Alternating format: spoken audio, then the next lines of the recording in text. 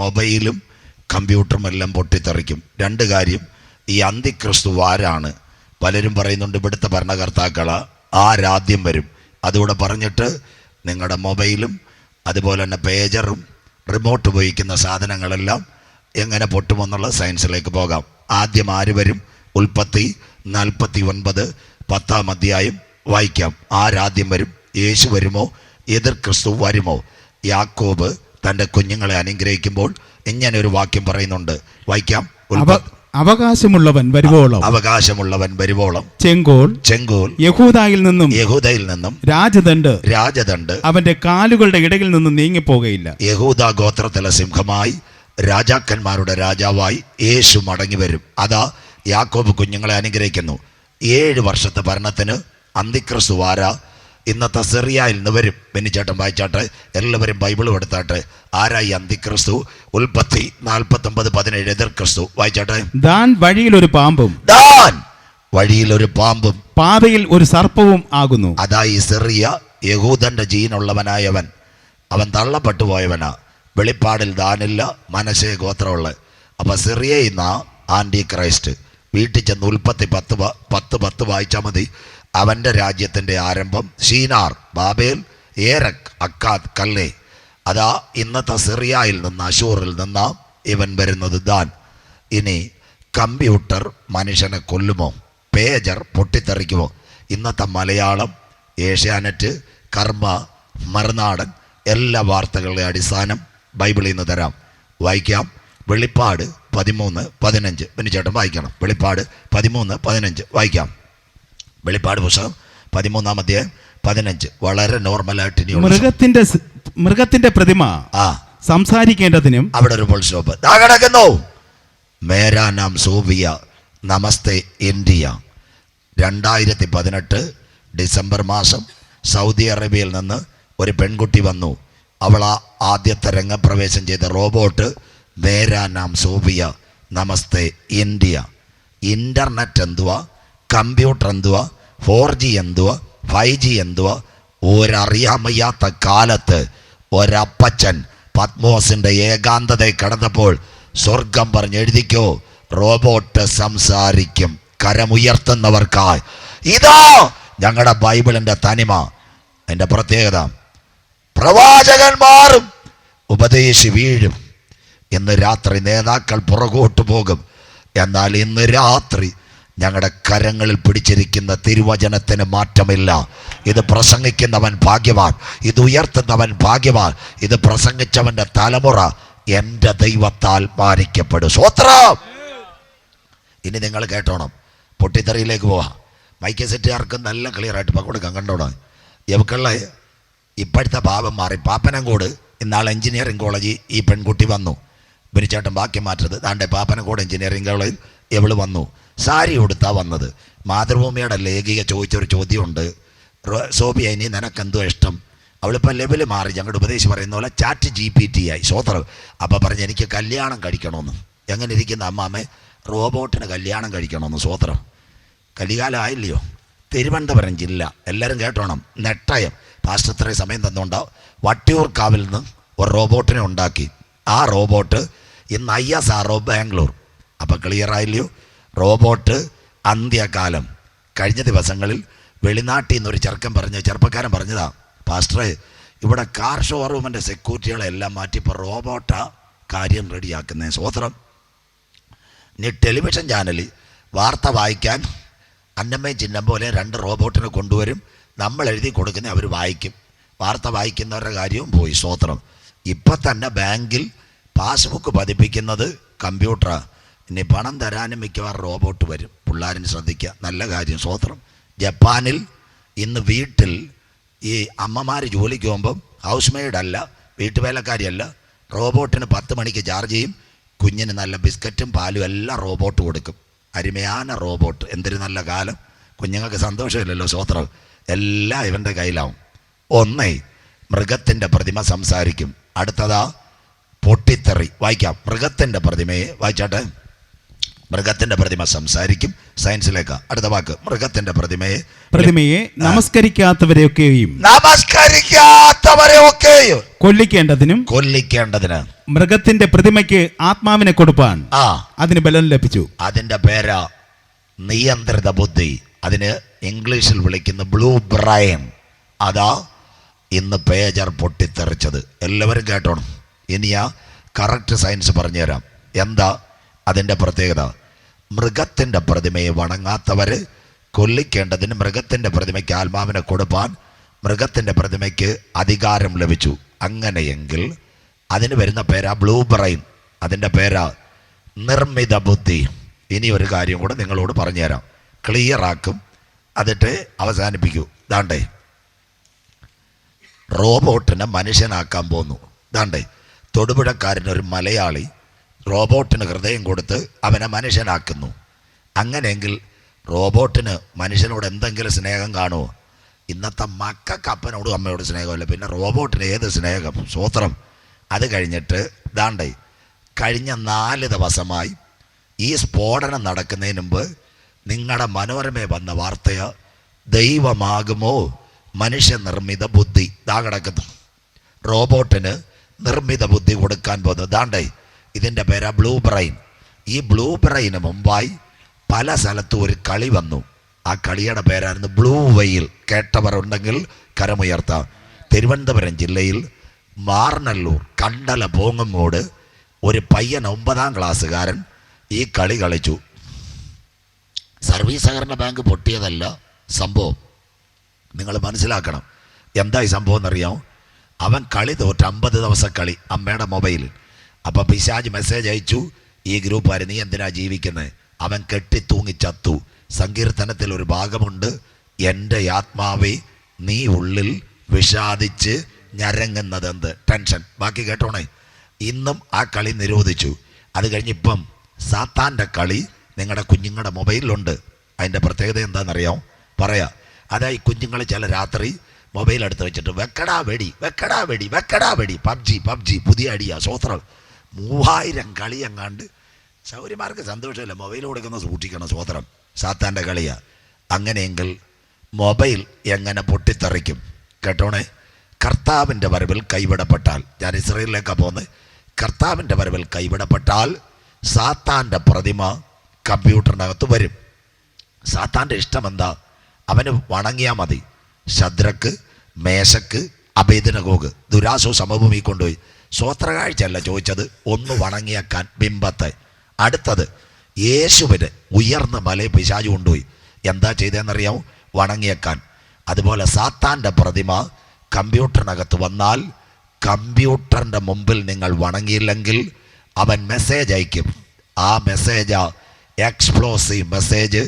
നിങ്ങളുടെ ലാപ്ടോപ്പും കമ്പ്യൂട്ടറും പൊട്ടിത്തെറിക്കും. ഇതാണ് വരാൻ പോകുന്ന സംഭവം. ഇനി ഫ്രിഡ്ജ് പൊട്ടിത്തെറിക്കും, ഫാനും പൊട്ടിത്തെറിക്കും. പറഞ്ഞുതരാം. ദാണ്ടേ ബാറ്ററി പൊട്ടിത്തെറിച്ചു. സാംസങ് 7 ഗാലക്സി നിർത്തി. ദാണ്ടേ ബാറ്ററി. ഇനി അടുത്തത് തൃശ്ശൂർ തിരുവല്ലാമല. കേൾക്കണം. ഒരപ്പനും അമ്മയ്ക്കും ഒരു മോള് 8 വയസ്സുകാരി. തൃശ്ശൂർ തിരുവല്ലാമല ഒരപ്പനും അമ്മയ്ക്ക് 8 വയസ്സുള്ള മോൾ. എല്ലാ പത്രത്തിലും ഉണ്ടായിരുന്നു. അവൾ മൊബൈൽ കളിച്ചു, മൊബൈൽ ചൂടായി പൊട്ടിത്തെറിച്ച് മരിച്ചു.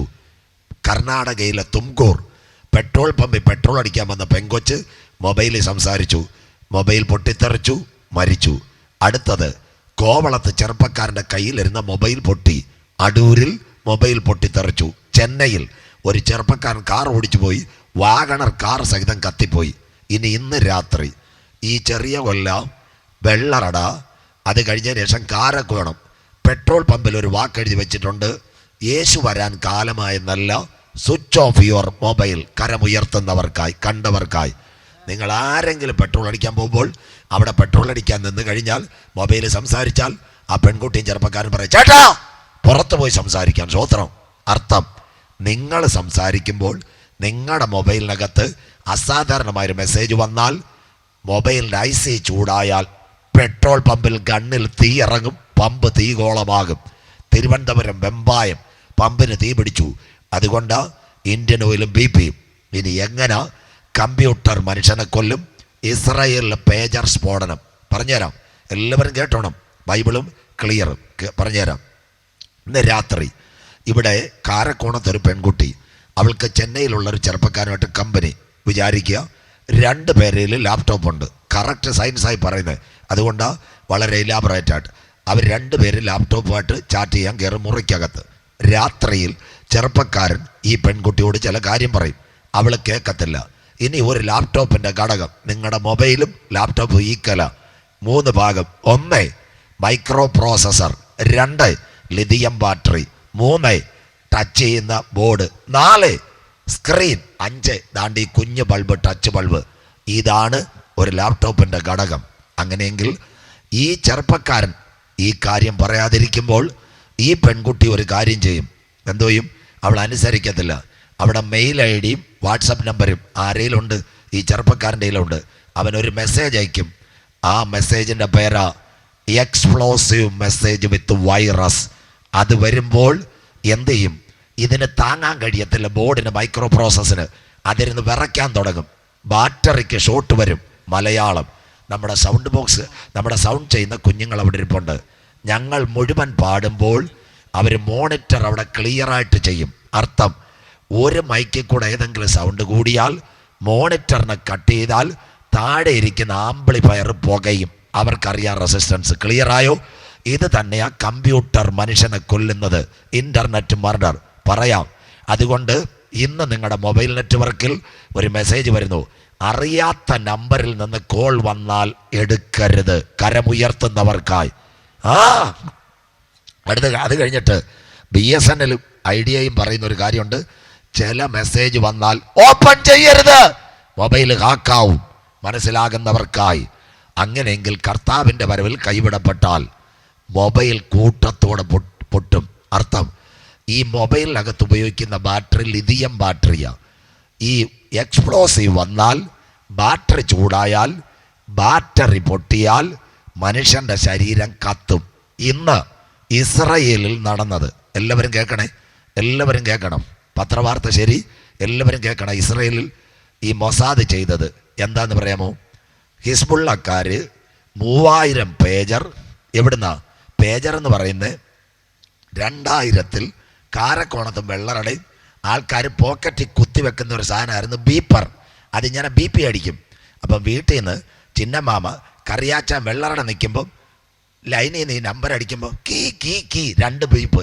ഉടനെ കറിയാച്ച അവിടുന്ന് ഫോൺ ചെയ്യും, ചിന്നമ്മേ നീ എന്തിനാ വിളിച്ചത്? അച്ചായ ഞാൻ വീട്ടിൽ നിന്ന് ഇറങ്ങിയപ്പോൾ പറയാൻ മറന്നുപോയി, വെള്ളറടയിൽ നിന്ന് 2 കവർ പാൽ മേടിച്ചുകൊണ്ട് വരണം. അതിനാ ഈ പേജർ ചെയ്ത സ്വത്രം.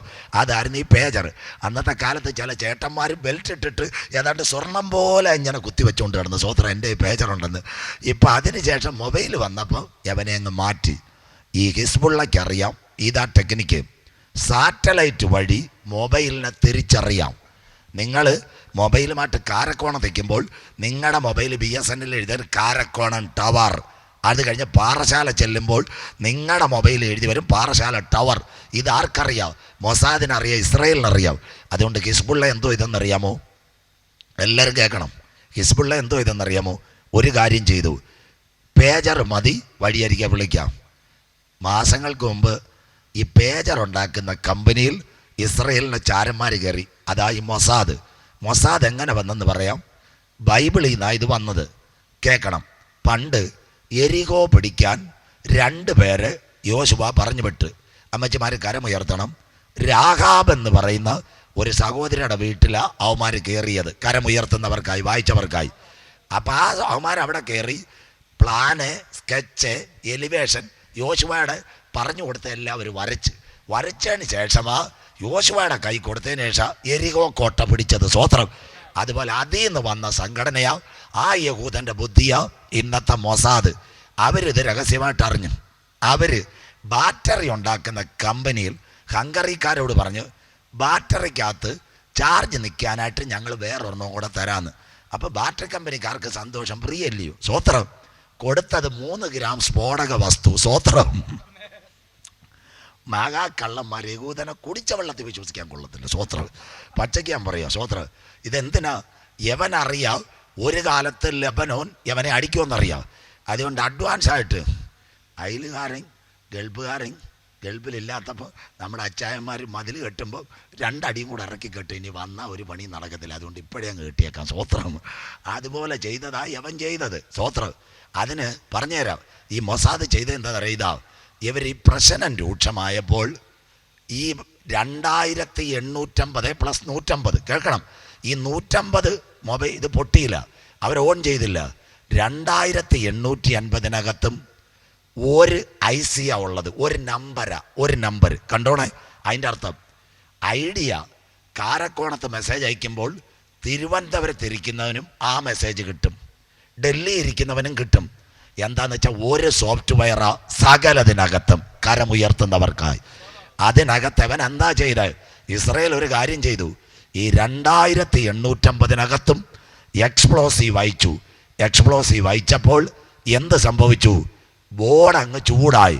ബോർഡ് ചൂടായപ്പോഴാ ലിഥിയം ബാറ്ററി ഇരിക്കുന്ന ഈ സ്ഫോടക വസ്തു ഒറ്റ പൊട്ട്. അതെന്താ? ഇന്ന് ഏകദേശം 40ഓളം പേർ മരിച്ചു. അടുത്തത്, ഇത് പൊട്ടിയിട്ട് എന്തായത്? കണ്ണ് പോയി, കൈ പോയി, വയറ് പോയി, സകലതും പോയി. അങ്ങനെയെങ്കിൽ ഇനിയുള്ള കാലം നമ്മുടെ മൊബൈലിനകത്ത് ഒരു സോഫ്റ്റ്വെയർ ഇരിപ്പുണ്ട്, മെസ്സേജ് അല്ല.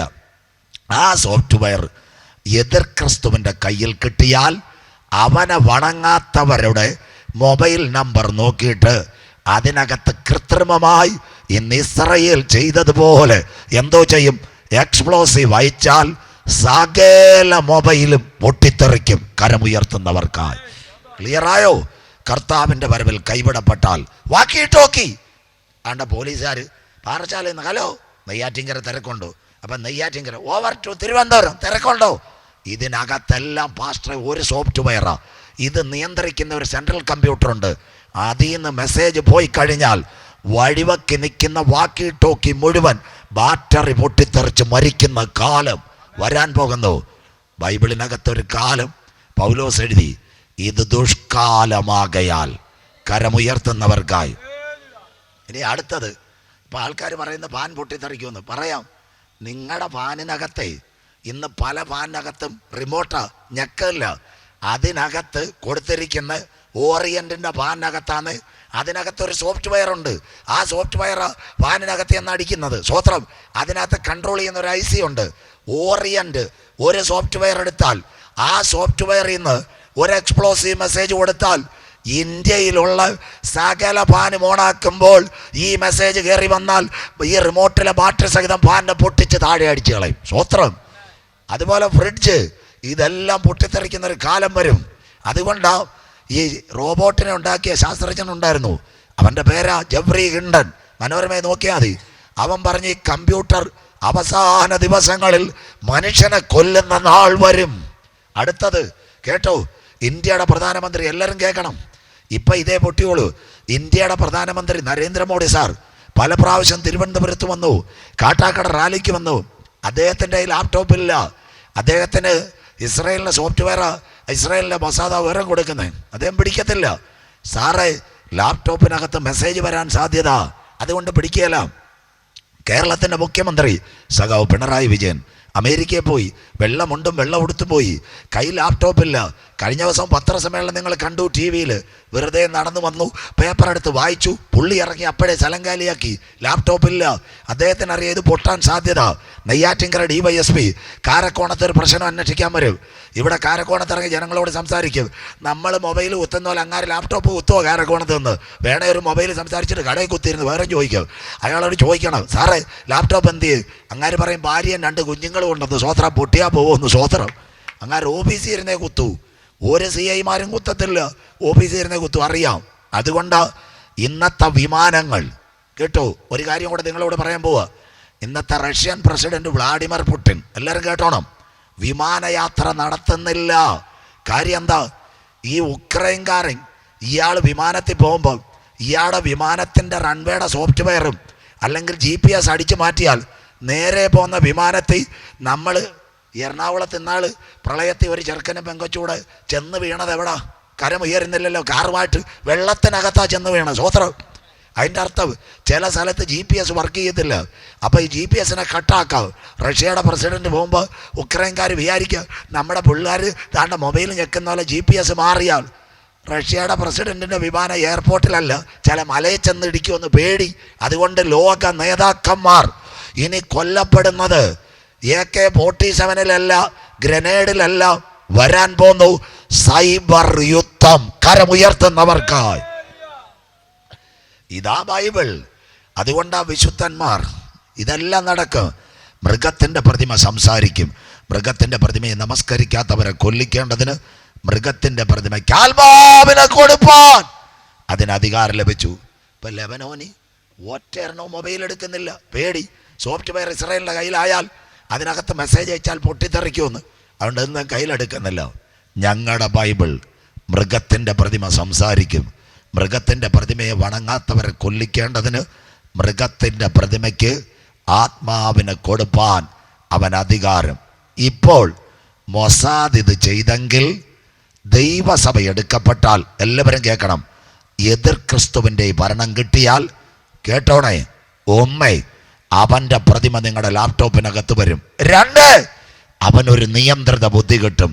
3 സകല മൊബൈലുകളും അവൻ പൊട്ടിത്തെറിപ്പിക്കും. ഈ 3 സംഭവം എതിർ ക്രിസ്തു ചെയ്യും. എന്നാൽ ഇന്ന് രാത്രി രക്ഷിക്കപ്പെട്ട് മാനസാന്തരപ്പെട്ട് സ്നാനപ്പെട്ട് അനുതപിച്ച് ദൈവസന്നിധിയിൽ കരയുന്ന ദൈവമക്കൾ പറയണം, കേട്ടോണേ, 3 കാര്യം കേട്ടോണം. എതിർ ക്രിസ്തുവിൻ്റെ പ്രതിമ സോഫിയയുടെ റോബോട്ട് പോലെ നിങ്ങളുടെ TV കാണുന്നത് പോലെ ഒരു കാലത്ത് മൊബൈലിൽ ലാപ്ടോപ്പിലും വരും. എന്നാൽ ദൈവകുഞ്ഞുങ്ങൾ പറയണം, ആ പ്രതിമ വരുന്നതിന് മുമ്പ് കാന്തൻ്റെ മുഖം ഞങ്ങൾ മധ്യാകാശത്തിൽ കാണും. 2 പെന്തിക്കോസുകാരെല്ലാം കേട്ടോണം, ഇന്നിതാരും വെള്ളുവിളെ പറയത്തില്ല.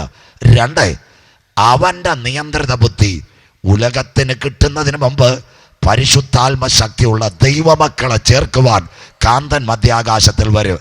3 ഇതോടെ കേട്ടിട്ട് ഹല്ലേലൂയ പറയണം. 2 വാക്കൂടെ പറഞ്ഞ് ഞാൻ നിർത്താം. 3 ആഗോള വ്യാപകമായി ലെബനിൽ പൊട്ടിത്തെറിച്ചതുപോലെ മൊബൈലുകളും വാക്കി ടോക്കികളും അതുപോലെ തന്നെ പേജറുകളും പൊട്ടിത്തെറിക്കുന്ന കാലം വരാറായി.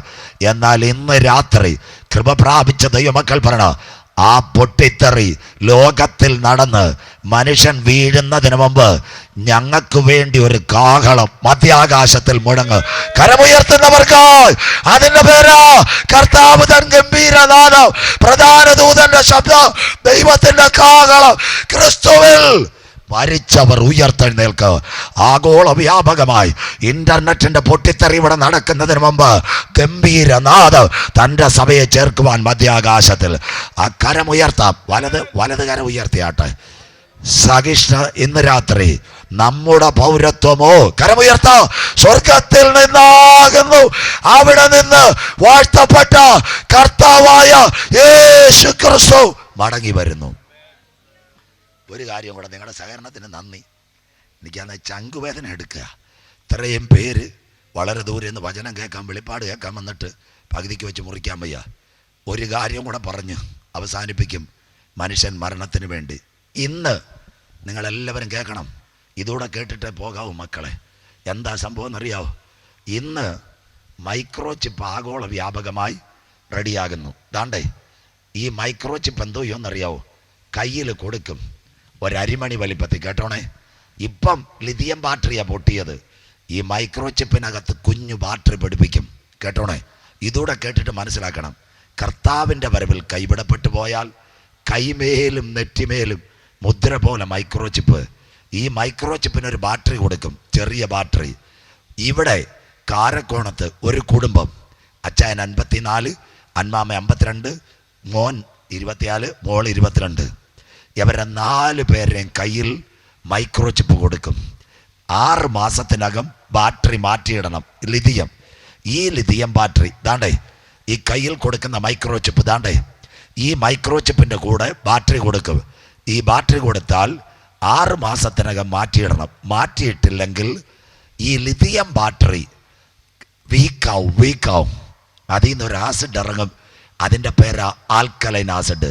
ഇന്ന് ലെബനോനിൽ മൊബൈലിനകത്ത് മെസ്സേജ് വഴി പൊട്ടിയെങ്കിൽ എതിർ ക്രിസ്തുവിൻ്റെ ഭരണത്തിൽ, എല്ലാവരും കേൾക്കണം, നമ്മുടെ കയ്യിലിരിക്കുന്ന സിം കാർഡിനൊരു ബാർകോഡുണ്ട്, അതുപോലെ കയ്യിൽ വെച്ചിരിക്കുന്ന ചിപ്പിന് ഒരു ബാർകോഡുണ്ട്. അനുസരിക്കാത്തവരുടെ കയ്യിൽ സകല ബാറ്ററികളും യവൻ പൊട്ടിക്കും, കരമുയർത്തുന്നവർക്കായി. അപ്പോൾ ശരീരത്തിനകത്ത് എന്തോയും ആസിഡ് ഇറങ്ങും. കുഞ്ഞു ബാറ്ററി ആയതുകൊണ്ട് കണ്ണും കയ്യും പോകത്തില്ല. ആസിഡ് പതിയെ ഇറങ്ങും. ആസിഡ് ഇറങ്ങിയാൽ എന്താ സംഭവിക്കുന്നത്? മനുഷ്യൻ്റെ ശരീരത്തിന് എന്ത് സംഭവിക്കും? ശരീരത്തിനകത്ത് വരാൻ പോന്നു ദുർവ്രണം. ഇപ്പോൾ മരണം കുറവ്, 40 പേർ. പലരുടെയും കണ്ണും കയ്യും പോയി. അത് 3 ഗ്രാമും വലിയ ബാറ്ററി. പക്ഷെ കുഞ്ഞു ബാറ്ററി മെസ്സേജ് അയച്ചവൻ പൊട്ടിച്ചാൽ വരാൻ പോകുന്ന ദുർവ്രണം. വായിക്കാം വെളിപ്പാട് 16:2. ഇനി പൊട്ടാൻ പോകുന്നത് ചിപ്പ്. വായിക്കാം. ഒന്നാമത്തവൻ പോയി തന്റെ കലശം ഭൂമിയിൽ ഒഴിച്ചു. അപ്പോൾ മൃഗത്തിന്റെ മുദ്രയുള്ളവരും മൃഗത്തിന്റെ മുദ്ര, ഇതിന്റെ പേരാ ചിപ്പ്. അതിന്റെ പ്രതിമയെ നമസ്കരിക്കുന്നവരുമായ സാത്താന്റെ പ്രതിമയെ നമസ്കരിക്കുന്നവരുമായ മനുഷ്യർക്ക് വല്ലാത്ത വ്രണമുണ്ടായി, ദുർവ്രണമുണ്ടായി. കരമുയർത്തിയാട്ടെ, സ്വോത്രം. ഇതിപ്പോൾ ലബനോനിൽ മൊസാദ് എക്സ്പ്ലോസീവ് വഴി സിറിയയിലും ഈ പേജർ എവിടെ ഇരുന്നോ അവിടെ എല്ലാം സോഫ്റ്റ്വെയർ വഴി ഇത് ചെയ്തെങ്കിൽ കർത്താവിൻ്റെ വരവിൽ കൈവിടപ്പെട്ടു പോയാൽ ഈ ചിപ്പ് വെക്കുന്ന മനുഷ്യൻ്റെ കയ്യിലെ ലിഥിയം ബാറ്ററി യവൻ പൊട്ടിക്കും സോഫ്റ്റ്വെയർ വഴി. കേൾക്കുന്നവർക്കായി അത് പൊട്ടുമ്പോൾ മനുഷ്യ ശരീരത്തിലല്ല ഇറങ്ങുന്നത്, മനുഷ്യൻ്റെ ശരീരത്തിൽ ആസിഡ് ഇറങ്ങും. ബാറ്ററിയിൽ ആസിഡ് ഇറങ്ങുമ്പോൾ സാധാരണ വ്രണമല്ല, ദുർവ്രണം.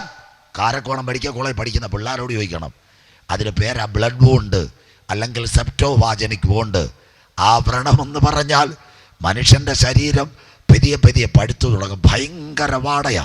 ഒരു വീട്ടിനകത്ത് ഒരാൾക്ക് ആസിഡ് ഇറങ്ങിയാൽ, മലയാളം, നിങ്ങളുടെ വീട്ടിനകത്ത് എ സിക്ക് റിമോട്ടുണ്ട്, ഫാനിന് റിമോട്ടുണ്ട്, എ സിക്കും ഫാനിനും റിമോട്ടുണ്ട്. അതിൻ്റെ ബാറ്ററി കൃത്യസമയത്ത് മാറ്റിയില്ലെങ്കിൽ അതിനകത്ത് ആസിഡ് ഇറങ്ങിയാൽ കമ്പിച്ചുരുൾ തുരുമ്പെടുത്തിരിക്കുന്നത് കണ്ട എത്ര പേരുണ്ട്? കരമുയർത്തിയാവുന്നതാണ് സ്വോത്രം. അതുപോലെ ഈ ആസിഡ് സാധാരണ ആസിഡ് അല്ല, ലിഥിയം ആൽക്കലൈൻ ആസിഡ്. മനുഷ്യൻ്റെ ശരീരത്തിനകത്ത് പുണ്ണ്, ദുർവ്രണം. അന്നത്തെ മനുഷ്യൻ്റെ അവസ്ഥ ഇതെങ്കിലും കേട്ട് മാനസാന്തരപ്പെടണം. വെളിപ്പാട് 16:11 ബൈബിൾ എടുത്താട്ട്.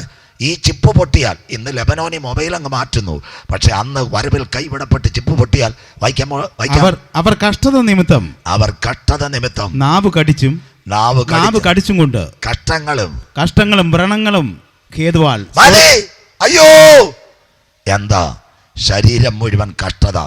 അന്നൊരു സംഭവം ഇവിടെ നടക്കാൻ പോന്നു. നാട്ടുകാരോട് ഇത് പറയണം. ലെബനോന്റെ ബാക്കി എന്നെ ഇവിടെ വരാൻ പോന്നേ. അതിനു മുമ്പിട്ട് അക്കരെ നാട്ടിൽ കയറിക്കോണം.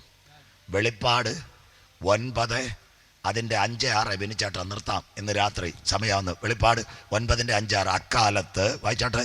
വെളിപ്പാടിൻ്റെ 9:5-6 വാക്യങ്ങൾ. അക്കാലത്ത് അവരെ കൊല്ലുവാനല്ല 5 മാസം ദണ്ഡിപ്പിക്കാൻ അത്രേ അതിന് അധികാരം ലഭിച്ചത്. ഈ ചിപ്പ് വെച്ചവൻ കരയുന്ന ഒരു കാലം. അടുത്തത് അവരുടെ വേദന. അടുത്തത് അതിന്റെ എവിടെ? അക്കാലത്ത് മരണം അന്വേഷിക്കുന്ന വാക്കേതാച്ച് ബെനിച്ചേട്ടാ. ആ കാലത്ത് മനുഷ്യൻ മരണം അന്വേഷിക്കും. കരമുയർത്തിയാട്ടെ. കർത്താവിന്റെ വരവിൽ കൈവിടപ്പെട്ടു പോയാൽ ഹല്ലേലൂയ, അക്കാലത്ത് അവർ മരണം അന്വേഷിക്കും. കാണുകയില്ല താനും, കാണുകയില്ല. മരിപ്പാൻ കൊതിക്കും, മരണം അവരെ വിട്ട് ഓടിപ്പോകും. കരമുയർത്തുന്നവർക്കായി കർത്താവിന്റെ വരവിൽ കൈവിടപ്പെട്ടു പോയാൽ 17ാമത്തെ കൺവെൻഷനെ ചങ്ക് കീഴി ഇന്ന് രാത്രി നിങ്ങളോട് ഞാൻ പറയുന്നു, ഇപ്പോഴാകുന്നു സുപ്രസാദ കാലം. കരമുയർത്തുന്നവർക്കായി ഇതാകുന്നു രക്ഷാദിവസം. ഒരിക്കൽ കൂടി ലെബനോനും ഹിസ്ബുള്ളയും പേജറും സോഫ്റ്റ്വെയറും ബൈബിൾ ഇത്ര കണ്ണിക്കായിട്ട് സയൻസുമായിട്ട് നിങ്ങളോട് പറഞ്ഞിട്ട് ഇതുവരെയും രക്ഷയുടെ പെട്ടകത്തിനകത്ത് കടക്കാത്ത കുഞ്ഞുങ്ങളെ, അക്കാലത്ത് മനുഷ്യൻ മരണം കാണും. എന്നാൽ നമ്മുടെ പ്രത്യാശ, നിങ്ങളുടെ ഹൃദയം കലങ്ങിപ്പോകരുത്. കരമുയർത്തുന്നവർക്കായി ദൈവത്തിൽ വിശ്വസിപ്പേ, എന്നിലും വിശ്വസിപ്പേ. എൻ്റെ പിതാവിൻ്റെ സന്നിധിയിൽ അനേക വാസസ്ഥലമുണ്ട്. ആരെ ചേർക്കുവാൻ യേശു വരും. ഇന്ന് രാത്രി നല്ല സമയം ക്ഷമിക്കുക. 5 അവസരങ്ങൾ ആർക്ക് കൊടുത്തു? യൂദായിക്ക്. എന്നോടുകൂടെ താലത്തിൽ കൈമുക്കുന്നവൻ, എന്നോടുകൂടെ പന്തിയിലിരിക്കുന്നവൻ, ആ മനുഷ്യൻ ജനിക്കാതിരുന്നെങ്കിൽ മനുഷ്യപുത്രനെ ചുംബനത്തിൽ കൂടി കാണിച്ചു കൊടുക്കുന്നവൻ. 5ാമതൊരു വാക്കൂടെ സ്വർഗം പറഞ്ഞു, ഇവർ ചെയ്യുന്നത് എന്തെന്നറിയാൽ ഇവരോട് ക്ഷമിക്കണമേ. സഹോദരങ്ങളെ, നെഞ്ചുകീറി പ്രസംഗിക്കുക ഒരാത്മാവിൻ്റെ രക്ഷയ്ക്ക് 5 അവസരം കിട്ടിയിട്ടും അവൻ മാനസാന്തരപ്പെട്ടില്ല. ആ 30 വെള്ളിക്കാശ് പുരോഹിതന്മാരുടെ നടുവിൽ വലിച്ചെറിഞ്ഞ് യേശുവിൻ്റെ പാദത്തിൽ പോയി കെട്ടിപ്പിടിച്ചൊന്ന് കരഞ്ഞ് അവൻ രക്ഷപ്പെട്ടേനെ. സ്തോത്രം. നാളെ ഇവിടെ യോഗമില്ല. ഇന്ന് രാത്രി നീ മരിച്ചാൽ നിന്റെ നിത്യത എവിടെ? കൊട്ടാരമായാലും മരണം, കോട്ടയ്ക്കകത്ത് മരണം. എന്നാൽ കണ്ടോ, കാൽവരിയിൽ കണ്ടോ 2 കള്ളന്മാർ. അതിലവർക്ക് വലിയ വിദ്യാഭ്യാസമൊന്നുമില്ല. പക്ഷെ ഒരു കള്ളനെ യേശുവിൻ്റെ മുഖത്ത് നോക്കി. അപ്പം അവന് പിടികിട്ടി, യവൻ ഇവിടെ മരിച്ചാലും യവൻ രാജാക്കന്മാരുടെ രാജാവായി വരും. സ്തോത്രം. അവൻ പ്രാണനെ വിടുന്നതിന് മുമ്പ് ഒരു കാര്യം പറഞ്ഞു, നാഥാ, നീ മടങ്ങി വരുമ്പോൾ ഈ പാപിയായി എന്നെ ഓർത്തുകൊള്ളണേ. യേശു പറഞ്ഞു, ഇന്നത്തെ പെന്തിക്കോസ് നേതാക്കന്മാരാന്നേ പറഞ്ഞ കമ്മിറ്റിയോട് ചോദിക്കണം, കൗൺസിലിനോട് ചോദിക്കണം, സെൻട്രൽ അപ്പച്ചനോട് ചോദിക്കണം. ഞങ്ങളുടെ നാഥൻ പറഞ്ഞൊരു കാര്യമുണ്ട്, ഇന്ന് നീ എൻ്റെ കൂടെ പർദീസയിലിരിക്കും. കരമുയർത്തുന്നവർക്കായി 3.5 വർഷം അപ്പം തിന്ന് അത്ഭുതം കണ്ട് പായക്കകത്ത് കിടന്നവർ 30 വെള്ളിക്കാശിന് യേശുവിനെ ഒറ്റിയപ്പോൾ അവനെവിടാ? താണ്ടേ അക്കൽദാമയിൽ പുരോഹിതന്മാരുടെ പൈസ വലിച്ചെറിഞ്ഞ് ഒരു മരത്തിനകത്ത് യൂത കെട്ടി അവൻ്റെ മരച്ചില്ല പൊട്ടി. കയറാന്നോ അതെ വടമാനോ മരത്തിൻ്റെ ചില്ലെന്ന് കോടൽമാല ചിതറിപ്പോയി. എന്നാൽ പാവപ്പെട്ട കാൽവറിയിലെ കള്ളൻ അവസാനമായി സ്വർഗമുഖത്തേക്ക് നോക്കി പറഞ്ഞു, അയ്യോ, ഞാനൊരു പാപിയാണ്. ഞങ്ങൾ യഥാർത്ഥ ശിക്ഷയ്ക്ക് വേണ്ടി ഇവിടെ തൂങ്ങുന്നു. നിനക്കൊരു ശിക്ഷ അനുഭവിക്കേണ്ടല്ല. ഞാൻ നോക്കിയപ്പോൾ എനിക്കൊരു കാര്യം മനസ്സിലായി. മറ്റേ കള്ളൻ പറഞ്ഞു, മിണ്ടരുത്. അവൻ പറഞ്ഞ അവനെ 5 കോടതികൾ 7 പ്രാവശ്യം മാറി മാറി വിസ്തരിച്ചതാ. അവനിൽ യാതൊരു കുറ്റവുമില്ല. അവൻ നെഞ്ചത്ത് കൈവച്ച് പറഞ്ഞു, നാഥാ, നീ മടങ്ങി വരുമ്പോൾ ഈ പാവിയായ എന്നെയും നിന്റെ കൂട്ടത്തിൽ ചേർക്കണമേ. നാളെ യോഗമില്ല. ഇന്ന് രാത്രി ആര് കരമുയർത്തും? അവൻ മടങ്ങി വരാറായി. പാവിയായ എന്നെ കൂടെ ആ പർദീസയിൽ ഒന്ന് ചേർക്കാൻ ആർക്ക് മനസ്സുണ്ട്? കണ്ടോ, യൂദ വഴിയരിയെ കെട്ടിത്തൂങ്ങി ചത്തുപോയി. കാൽവറിയിലെ കള്ളൻ നോക്കി അവൻ രക്ഷ പ്രാപിച്ചു. 17ാമത് എള്ളുവള വഴിയിൽ വെച്ച് പട്ടുപോകാതിരിപ്പാൻ കരമുയർത്തുന്നവർക്കായി സന്ദേശം അവസാനിക്കുക. പുത്രനായ ക്രിസ്തുവിനെ ചുംബിപ്പേ. ഇന്ന് രാത്രി ആർക്കാ പർദീസെ പോണം? കരമുയർത്താം. ആർക്കാ പർദീസെ പോണം? കള്ളൻ നിലവിളിച്ചതുപോലെ ഇന്ന് രാത്രി കള്ളുകൂടിയാ, ഇന്ന് രാത്രി കയ്യാലമാന്തുന്ന സഹോദരാ, കള്ള ബ്ലേഡ് നടത്തുന്ന ചെറുപ്പക്കാരാ, ആത്മഹത്യക്ക് വേണ്ടി കൊടുക്കുന്ന സഹോദരി, മയക്കുമരുന്ന് ഉപയോഗിക്കുന്ന ചെറുപ്പക്കാരാ, ഇന്ന് രാത്രി കിടന്നുറങ്ങിയാൽ നീ നാളെ എഴുന്നേക്ക് വന്ന് കാരക്കോണംകാർ പോലും പറയുന്ന കാലം മാറി. നിന്റെ ജീവിതത്തിനൊരു ഗ്യാരണ്ടി ഇല്ല. എന്നാൽ ഇന്ന് രാത്രി കാൽവറിയിലേക്ക് നോക്കി നീ രക്ഷിതാവിനെ കാണുക. കരമുയർത്തുന്നവർക്കായി ഇന്ന് രാത്രി ആ പർദീസയിൽ ആര് പോകും? രക്ഷിക്കപ്പെട്ട് മാനസാന്തരപ്പെട്ട് അനുദപിച്ച് സ്നാനമേറ്റ് പരിശുദ്ധാത്മശക്തിയിൽ ആരാധിച്ച് തിരുമേശയിൽ പങ്കാളിയാകുന്ന കുഞ്ഞുങ്ങളെ ചേർക്കാൻ യേശു മടങ്ങി വരാറായി. കുഞ്ഞാടിൻ്റെ കല്യാണവും വന്നു. തൻ്റെ കാന്തയും തന്നെ താൻ വിശുദ്ധീകരിക്കട്ടെ. ഇന്ന് രാത്രി അവസാനിപ്പിക്കാൻ പോവാ. ഇതാ അവൻ വരുന്നു, മേഘാരൂഢനായി അവൻ വരുന്നു. ഏത് കണ്ണും അവനെ കാണും. അവനെ കുത്തിത്തുളച്ചവരും അവനെ കാണും. ഭൂമിയിലെ സകല ഗോത്രങ്ങളും അവനെ ചൊല്ലി വിലപിക്കും. എൻ്റെ യേശു വരാറായി. അവസാനിപ്പിക്കാൻ പോവുക. സ്വോത്ര എന്താ? Salvation army. ഒരു വാക്കൂടെ പറഞ്ഞ് പാട്ട് പാടും. സാൽവേഷൻ ആർമി, അതിൻ്റെ ചീഫിൻ്റെ പേരാ ഡോക്ടർ വില്യം ബൂത്ത്. അദ്ദേഹം ലണ്ടനിലെ സ്കൂളിലെ പോലീസിൻ്റെ ചീഫായിരുന്നു. അദ്ദേഹം ആ സാൽവേഷൻ ആർമി തുടങ്ങിയത്. അതുകൊണ്ട് അവിടുത്തെ ശുശ്രൂഷകർക്ക് ഈ സ്റ്റാർ അവരുടെ ചർച്ചാണ് ലണ്ടനിലെ ഏറ്റവും വലിയ ചർച്ച്. അമ്മമാരെല്ലാം കേട്ടിട്ട് എഴുന്നേക്കാവൂ. ഇന്ന് രാത്രി വിടുവിക്കുന്ന ഒരു ദൈവം ഉണ്ടോ എന്ന് നിങ്ങൾ മനസ്സിലാക്കുക. അവരുടെ കൺവെൻഷൻ കിലോമീറ്ററുകൾ മൈക്ക് കെട്ടും. 1.5 കിലോമീറ്റർ ദൂരത്തിൽ ഒരു ചെരുപ്പൂത്തിയുണ്ട്. ചെരുപ്പൂത്തിയുടെ മോൻ്റെ പേരാ സാമുവൽ ബർഗ്. 18 ഒരു കൊച്ചുമോൻ. താണ്ട് വിട്ടിരിക്കുന്ന ഈ മോൻ്റെ കണക്ക്. അവന് ഭയങ്കര ആഗ്രഹം കൈയടിച്ച് പാട്ട് പാടാൻ. 18ാമത്തെ വയസ്സിൽ അവൻ സാൽവേഷൻ ആർമിയുടെ കോമ്പൗണ്ടിൽ പോയി. അവിടുത്തെ സെക്യൂരിറ്റി പറഞ്ഞ്, നിന്നെ ഇവിടെ കയറ്റത്തില്ല, നീ ചെരുപ്പൂത്തിയുടെ മകനാ. ഇത് പട്ടാളക്കാരെയും പോലീസുകാരെയും ചർച്ച. ആ കുഞ്ഞ് കരഞ്ഞോണ്ട് പോയി. സ്വോത്രം. 19ാമത്തെ വയസ്സിൽ അവൻ വീണ്ടും പോയി. കഴിഞ്ഞ വർഷം ചെന്ന അതേ സെക്യൂരിറ്റിക്കാർ പറഞ്ഞു, കഴിഞ്ഞ വർഷം നിന്നോട് പറഞ്ഞില്ലേ നിന്നെ ഇവിടെ കയറ്റത്തില്ല പോകാൻ. 20ാമത്തെ വർഷം അവൻ 20 വയസ്സിൽ സ്ത്രീ പൈതൽ പകൽ ചെന്നു. അവിടെ ചെന്നിട്ട് സെക്യൂരിറ്റിയോട് പറഞ്ഞു, ഞാൻ കൺവെൻഷൻ വന്നതല്ല, പ്രസിഡന്റിനെ ഒന്ന് കാണാൻ. അയ്യോ, പ്രസിഡന്റ് വെറുതെ ഇരിക്കുക, നീ ചെന്നാട്ട് വർത്താനം പറഞ്ഞാട്ട്. ഈ കുഞ്ഞ് അവിടെ ചെന്ന അമ്മാമേ എല്ലാവരും കേൾക്കണം. പ്രസിഡന്റിനോട് പറയും, സാറേ എനിക്ക് ഈ കൺവെൻഷനിൽ ഈ ആലയത്തിൽ ആരാധിക്കണം. അദ്ദേഹം പറഞ്ഞു, നിൻ്റെ അപ്പൻ ഷൂ പോളിഷ് ചെയ്യുന്നത്, നീ ചെരുപ്പ് തുടയ്ക്കുന്നത് നടക്കത്തില്ല. പക്ഷെ ഒരു കാര്യം ഞാൻ ചെയ്യാം, ഞങ്ങളുടെ ആൾക്കാർ വരുന്നത് റോഡിൽ നിന്ന് ഇങ്ങോട്ട് കയറുമ്പോൾ ഒരു ഷൂപ്പരയുണ്ട്, പിന്നെ കാർപ്പറ്റാ, എല്ലാവരും അവിടെ തടിയിലെ റാക്കിലാണ് വെച്ചിരിക്കുന്നത്, നീ അത് തുടയ്ക്കണം. അവിടെ കഞ്ഞിപ്പരയുണ്ട്, കഞ്ഞോളവും കിട്ടും, സന്തോഷമുണ്ടോ?